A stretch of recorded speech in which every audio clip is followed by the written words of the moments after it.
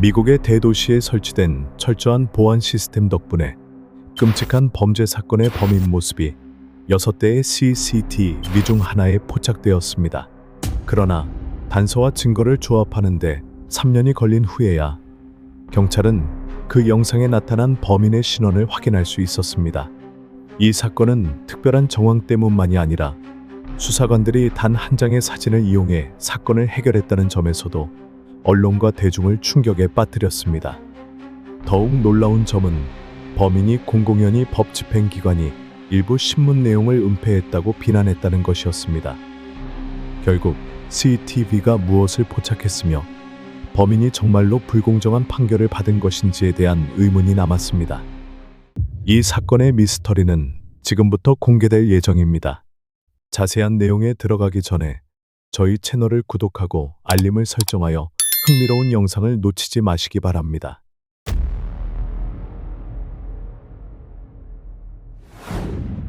8월 25일 아침, 작업 중이던 한 농장 노동자가 캘리포니아주 베이커즈필드시에 위치한 아몬드 농장에서 시신을 발견했습니다.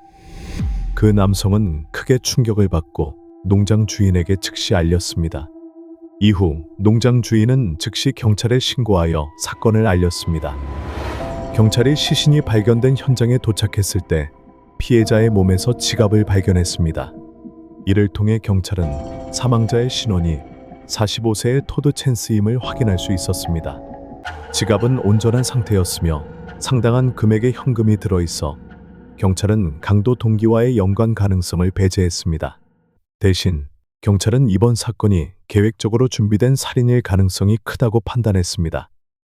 법의학 조사관이 검사를 진행한 결과 시신에서 강한 충격에 의해 발생한 것으로 보이는 외상이 발견되었으며 그중 가슴과 손 부위에 상처가 있었습니다. 세밀한 분석 끝에 법의학 조사관은 이 상처들이 총기에 의해 발생한 것임을 확인했습니다. 시신이 발견된 주변을 수색하던 경찰은 토드의 휴대전화를 약 12m 떨어진 곳에서 발견했습니다. 현장에는 명백한 몸싸움의 흔적이 없어 조사관들은 피해자가 기습적인 공격을 당했을 가능성이 크다고 추측했습니다. 현장 조사를 진행하는 동안 경찰은 토드의 사망 소식을 그의 가족에게 알렸습니다. 피해자의 아내인 제니아 챈스는 이 소식을 접하자마자 극도의 충격을 받았습니다. 제니아는 경찰이 알려준 장소로 급히 달려왔습니다. 그녀는 눈앞의 광경을 보고 오열하며 도대체 남편에게 무슨 일이 일어났는지 궁금해했습니다. 동행한 가족들은 그녀에게 침착하게 수사 결과를 기다릴 것을 조언했습니다. 경찰과 마주한 제니아는 마지막으로 남편을 본 것이 8월 25일 오전 7시 30분경이었다고 밝혔습니다. 당시 토드는 검은색 포드 머스탱을 운전하고 무기 전시회에 참석하기 위해 집을 떠났습니다. 제니아는 남편이 무기 수집을 좋아하는 취미가 있어 종종 전시회에 참석했으며 여러 해 동안 이를 지속해왔다고 설명했습니다. 가족들도 그의 취미에 반대하지 않았습니다.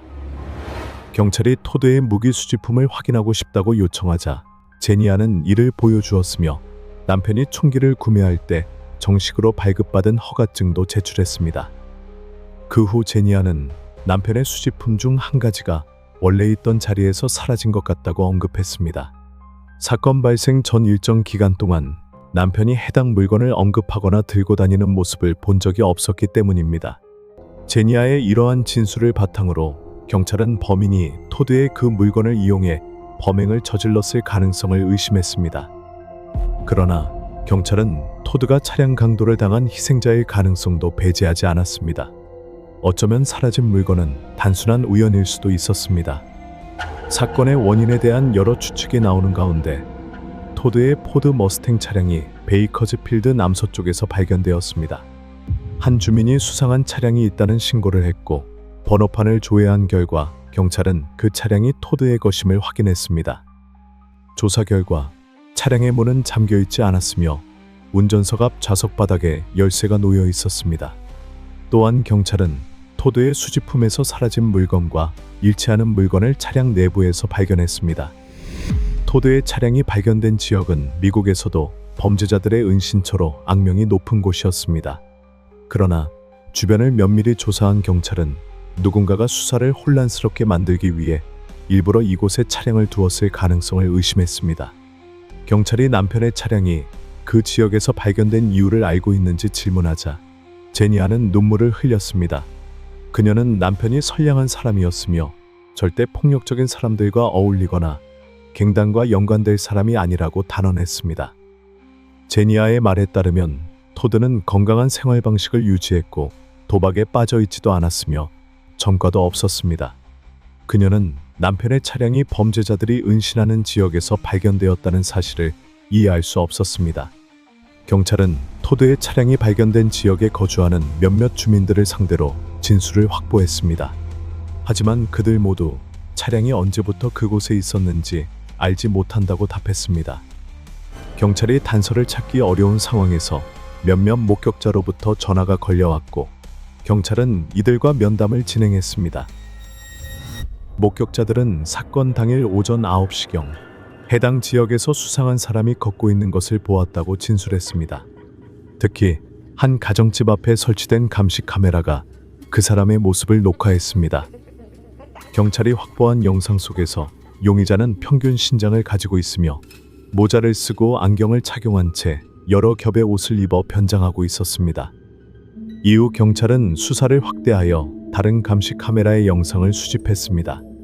용의자가 스타벅스 카페에 들어가 화장실로 향한 후 5분 뒤 다른 옷차림으로 나오는 장면이 포착되었습니다. 한 목격자는 용의자가 백인 여성이라고 묘사했습니다.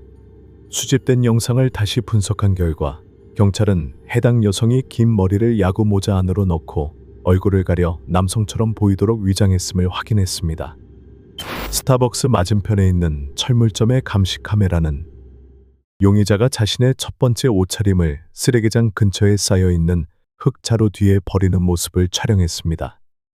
그러나 경찰이 이 단서를 조사하려 할 때 해당 지역의 쓰레기가 이미 수거 및 처리되었다는 사실을 알게 되었습니다. 결과적으로 용의자가 처음 입었던 옷을 찾을 수 없었습니다. 경찰이 수상한 여성의 신원을 확인하지 못한 가운데 수사는 토드의 인간관계를 중심으로 진행되었고 뜻밖의 사실이 밝혀졌습니다.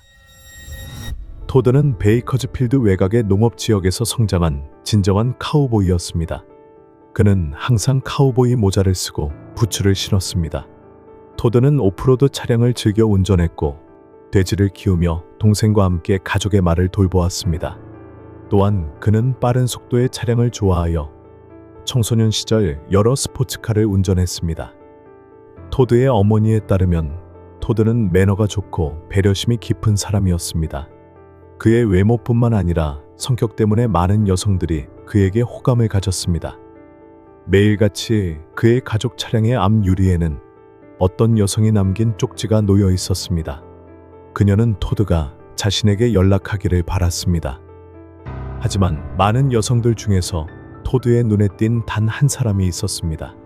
바로 제니아였습니다. 제니아는 베이커즈필드에서 자랐습니다. 그녀는 고등학교 시절 연인이었던 사람과 결혼했지만 그가 자신을 배신한 사실을 알게 되면서 이혼했습니다. 당시 그녀는 임신 중이었습니다. 22세가 되었을 때 제니아는 딸을 출산하며 싱글맘이 되었습니다. 남편의 도움 없이 아이를 키우는 것은 그녀에게 매우 힘든 일이었습니다. 제니아는 교사 자격증을 취득한 후 생활비를 벌기 위해 시간제 일자리 3개를 병행했습니다. 그중 하나가 약국에서의 계산원 일이었으며 그곳에서 보안 요원으로 일하고 있던 토드를 처음 만나게 되었습니다. 처음에 제니아는 토드의 잘생긴 외모에 놀랐지만 그가 여성들과 가볍게 연애만 하는 사람이라고 생각해 깊은 감정을 품지는 않았습니다. 한 차례 결혼 경험이 있었던 제니아는 자신에게는 외모가 수수하고 뚱뚱한 남성이 더 어울릴 것이라 믿었습니다. 그런 남성이라면 자신을 더 소중하게 여길 것이라고 생각했습니다. 그러나 토드는 먼저 제니아에게 다가갔습니다. 그녀에게 꾸준한 관심을 보였고 그녀의 딸을 친자식처럼 대하는 모습을 보며 제니아는 조금씩 마음을 열기 시작했습니다. 1996년 토드는 제니아의 이름이 새겨진 진주 팔찌를 선물하며 청혼했습니다. 그의 진심 어린 태도에 감동한 제니아는 프로포즈를 받아들였습니다. 결혼 후 토드와 제니아 사이에는 2명의 딸이 더 태어났습니다. 토드는 가족을 위해 트럭 운전사로 직업을 변경하며 생계를 책임졌습니다. 한편 제니아는 교사 자격증을 살려 교육자로서의 경력을 이어갔습니다. 그녀는 지적 능력과 강한 의지 덕분에 지역 초등학교의 교장으로 승진했습니다. 제니아와 토드의 가정 생활은 매우 안정적이었습니다. 두 사람의 총수입으로 인해 가족여행 비용을 충분히 감당할 수 있었습니다. 그러나 경찰이 토드의 가족과 가까운 한 친구와 접촉하여 피해자의 인간관계를 조사하는 과정에서 토드가 외도를 의심받았던 적이 있다는 사실을 알게 되었습니다. 토드의 가족 친구에 따르면 제니아는 남편이 다른 여성과 관계를 맺고 있을지도 모른다고 고민을 털어놓은 적이 있었습니다. 그러나 구체적인 증거가 나오지 않았고 관련된 인물들도 더 이상 그 문제를 언급하지 않으면서 결국 사건은 흐지부지 되었습니다. 토드의 차량이 발견된 지역에서 목격된 수상한 여성의 신원이 여전히 밝혀지지 않았고 피해자의 가족을 조사하는 과정에서도 중요한 단서가 나오지 않자 경찰은 피해자의 휴대전화 데이터를 조사하기로 결정했습니다. 경찰이 토드의 휴대전화를 분석한 결과 2012년부터 그는 SNL을 통해 과거 여자친구와 연락을 주고받았으며 그 중에는 다소 장난스러운 메시지와 부적절한 사진도 포함되어 있었습니다. 메시지 내용을 분석한 결과 토드는 과거 여자친구에게 다시 만나고 싶다는 뜻을 전했으나 그녀는 이미 그가 가정을 이루고 있었기 때문에 이를 거절했습니다. 경찰은 해당 여자친구의 신원을 파악했지만 구체적인 정보를 공개하지 않았습니다. 경찰이 이 사실을 제니아에게 알리자 그녀는 남편의 전 여자친구가 이번 사건과 관련이 있을 가능성이 있다고 믿었습니다. 그러나 경찰이 수사를 진행한 결과 토드의 전 여자친구는 사건 당시 현장에 있을 가능성이 없다는 것이 확인되었습니다.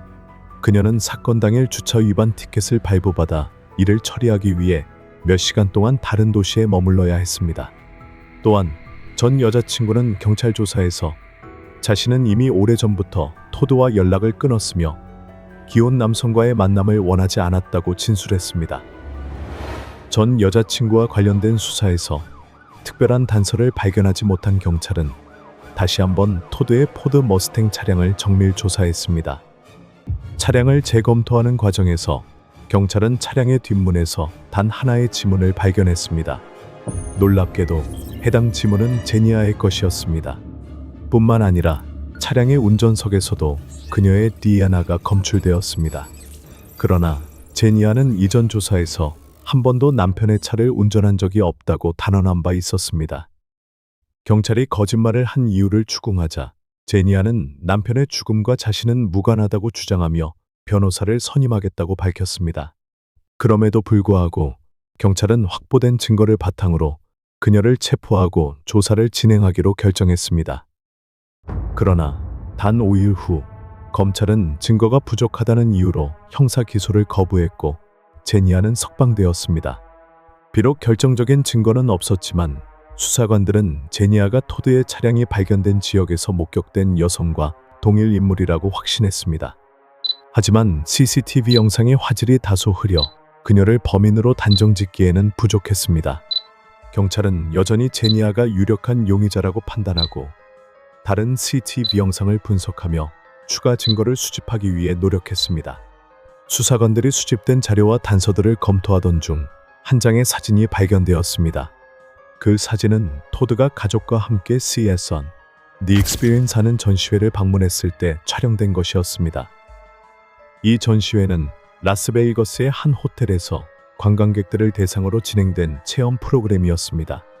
전시회에서는 참가자들에게 다양한 범죄 시나리오가 제공되었으며 그들은 전문가로부터 법의학 기술에 대한 설명을 들은 후 이를 활용해 가상의 사건을 해결하는 방식으로 진행되었습니다. 이 전시회에서 등장한 시나리오 중 하나는 한 여성이 전 남편을 살해하고 그의 시신이 외딴 지역에서 발견되는 사건이었습니다. 토드의 가족이 방문했던 전시회에서 등장한 시나리오를 조사하던 경찰은 그 내용이 실제 토드 사건과 여러 면에서 놀라울 정도로 유사하다는 사실을 발견했습니다. 이러한 유사점들로 인해 수사관들은 제니아가 이 전시회에서 배운 내용을 바탕으로 범행을 계획하고 실행했을 가능성이 높다고 확신했습니다. 전시회의 해당 시나리오에서 범인은 공중전화를 이용해 자신의 흔적을 감추었으며 경찰의 추적을 피하기 위해 신발을 바꿔 신는 방법을 사용했습니다. 이는 실제 사건에서 토드의 차량이 발견된 지역에서 목격된 수상한 여성의 행동과 정확히 일치했습니다. 이는 실제 사건에서 토드의 차량이 발견된 지역에서 목격된 여성이 행한 행동과 완벽히 일치했습니다. 또 다른 단서는 제니아의 알리바이와 관련이 있었습니다. 그녀는 사건 당시 집에서 컴퓨터 작업을 하고 있었다고 주장했지만 경찰이 조사한 결과 그녀의 개인용 컴퓨터는 해당 시간대에 사용된 기록이 없었습니다. 검찰과 경찰은 사건을 해결하기 위해 무려 3년간 단서들을 분석하고 증거들을 종합했습니다. 그리고 마침내 2016년 12월 경찰은 제니아를 체포하고 남편을 살해한 혐의로 공식적으로 기소했습니다. 체포된 후에도 제니아는 끝까지 혐의를 인정하지 않았습니다. 그러나 경찰이 제시한 논리적 증거들에 대해서는 반박하지 못했습니다. 사건 발생 3주 전, 제니아는 수상한 여성이 공중전화를 사용했던 동일한 월마트에서 쇼핑을 한 기록이 있었습니다. 경찰은 제니아가 미리 현장을 탐색하며 남편의 차량을 그곳으로 가져갈지를 고민했을 가능성이 있다고 판단했습니다. 특히 제니아가 신문을 받는 동안 경찰은 그녀의 딸에게 감시 카메라 영상을 보여주었습니다. 제니아의 딸은 영상을 본 순간 눈물을 터뜨렸고 화면 속 여성이 자신의 어머니라는 사실을 즉각적으로 알아차렸습니다. 자신의 딸이 직접 영상 속 인물이 어머니임을 확인한 후 제니아는 더 이상 부인할 수 없었습니다. 그녀는 말없이 침묵했고 이는 경찰의 추측이 사실임을 암묵적으로 인정하는 것과 같았습니다. 경찰은 제니아가 남편의 과거 여자친구와 주고받은 불륜 메시지를 알게 된 후 분노에 휩싸여 토드를 살해했다고 판단했습니다. 또한 제니아는 남편보다 높은 수입을 올리고 있었기 때문에 이혼할 경우 남편에게 재정 지원을 해야 할 가능성이 컸습니다. 경찰은 그녀가 남편을 살해함으로써 이러한 경제적 부담을 피하고자 했다고 주장했습니다. 뿐만 아니라 토드가 사망한 후 제니아는 남편의 생명보험 계약에서 25만 달러를 수령할 수도 있었습니다. 제니아는 모든 상황을 철저히 고려한 후 전시회에서 배운 방법을 토대로 범행을 계획했습니다. 그녀는 직접 차를 운전해 토드를 범행 장소로 데려간 후 남편이 방심한 순간 범행을 저질렀습니다. 그 후 그녀는 차량을 다른 장소로 이동시킨 후 택시를 타거나 도보로 그 지역을 벗어났습니다. 제니아의 계획은 거의 완벽했으나 경찰이 그녀의 가족이 방문했던 전시회의 사진을 분석하면서 의심을 품기 시작했습니다. 이로 인해 그녀는 공식적으로 기소되었습니다. 첫 번째 재판은 변호인과 피고 사이의 이해관계 충돌 문제로 연기되었고 최종적으로 2019년 말에 본격적인 재판이 시작되었습니다. 법정에서 새로운 변호인은 감시 카메라 영상 속 인물이 제니아라는 점이 명확히 입증되지 않았다고 주장했습니다. 그는 피고인이 심한 근실을 가지고 있어 안경 없이는 선명하게 사물을 볼 수 없다고 변론했습니다.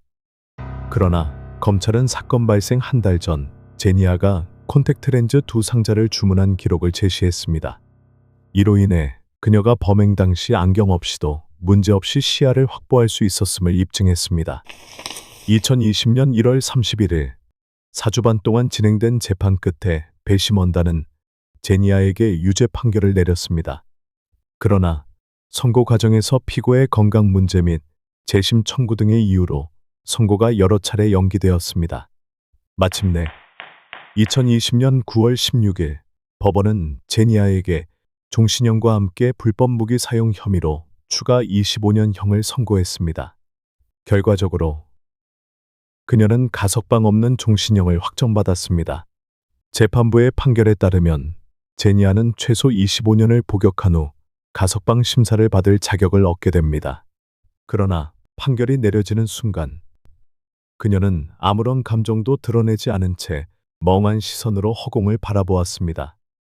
법정을 떠나면서 제니아는 경찰 수사가 명확한 증거 없이 단순한 추측에 의존했다고 주장했습니다. 수감된 이후 그녀는 대법원에 항소하며 자신의 판결이 수사관들의 가설에 근거한 것이라며 억울함을 호소했습니다. 특히 그녀는 경찰이 수사 과정에서 일부 신문 내용을 은폐했다고 주장했습니다. 2023년 1월 27일 항소법원은 제니아의 유죄 판결을 유지했습니다. 그러나 법원은 일부 신문 기록이 공개되지 않았음을 인정했습니다. 현재 제니아는 캘리포니아주 여성 전용 교도소에서 복역 중이며 2041년 그녀가 74세가 되었을 때 가석방 심사를 받을 자격을 얻게 됩니다. 한때 힘든 삶을 살던 싱글맘이자 초등학교 교장까지 오른 제니아는 한순간의 잘못된 선택으로 모든 것을 잃고 말았습니다. 이렇게 해서 오늘 여러분께 오랜 기간 동안 언론과 대중을 충격에 빠뜨린 사건을 소개해드렸습니다. 이 사건에 대해 어떻게 생각하시나요? 의견을 댓글로 남겨주세요. 오늘 얘기를 들어주셔서 감사합니다. 좋아요와 구독 버튼을 눌러주시고 앞으로도 흥미로운 사건들을 놓치지 않도록 알림 설정도 부탁드립니다. 다음 영상에서 다시 만나 뵙겠습니다.